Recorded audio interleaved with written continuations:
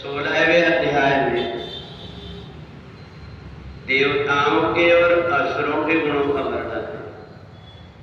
त्रिविधम नरकस्येदं द्वारम नाशनमात्मनः कामः क्रोधः तथा लोभः तस्मात् एतत्त्रयं त्यजेत्।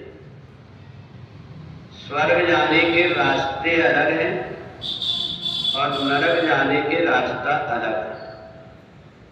अबे हम किस रास्ते पर चलते हैं ये हमारे ऊपर निर्भर करता है। 3 रास्ता है जो नरक की तरफ ले जाते हैं, वो है काम, क्रोध और लोभ। और 3 रास्ता ऐसे हैं परमात्मा का ध्यान, जप और तप, ये स्वर्ग की तरफ ले जाते हैं और 3 रास्ता नरक की तरफ ले जाते हैं। और इसलिए जो व्यक्ति अपने आप में स्थिर हो जाता है, जिसको कोई भी चीज की इच्छा नहीं रहती, उसके पास अपने आप सारी चीजें आने लगती हैं। आशा पाल सतैर्बद्ध। नरक में जाने वाला व्यक्ति बहुत सारी चिंताओं में घिरा रहता है।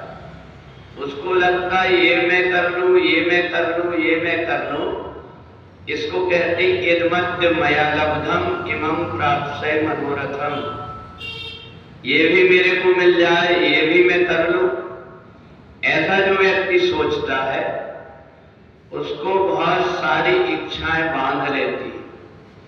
और ये बंधा हुआ व्यक्ति इन्हीं के बीच में जैसे मकड़ी दूसरों को फंसाने के लिए जाला बनाती है, एक समय आता खुद ही उसमें उलझ करके मर जाती है। ऐसा ही व्यक्ति जो बहुत सारी इच्छाओं में अपने अंदर पाल करके रखता है, इसी में जीता है, वह व्यक्ति भी जब मरता है उसकी इच्छाएं अधूरी रह जाती तो परेशान होते रहता है और फिर से जन्म लेकर के और बार-बार जन्म और मरण के चक्कर में उलझा रहता है।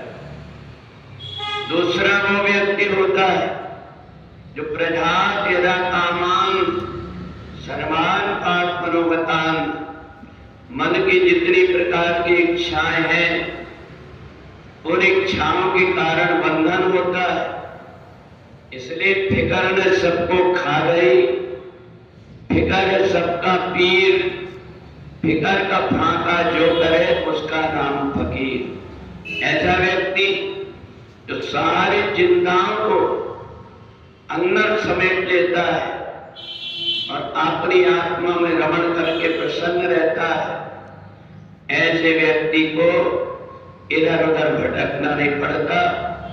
और इसलिए जो व्यक्ति इन इच्छाओं का गुलाम हो गया, वो हर किसी से कुछ न कुछ अपना स्वार्थ हो जाए इसलिए जुड़ करके कार्य करता है।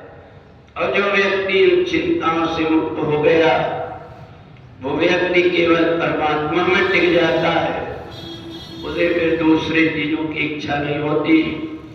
तो इसी प्रकार से जो व्यक्ति परमात्मा में टिक जाता है उसको देवता कहते हैं। और जो व्यक्ति संसार की आशाओं में भटक जाता है उसको दानव कहते हैं। देवता किसी से कुछ नहीं चाहता, जबकि दानव दूसरों को कष्ट दे करके अपना स्वार्थ सिद्ध करना चाहता है। इसलिए देवता और असुरों के अलग अलग गुणों का वर्णन 16वें अध्याय में आया है। बोले वृंदावन बिहारी लाल की।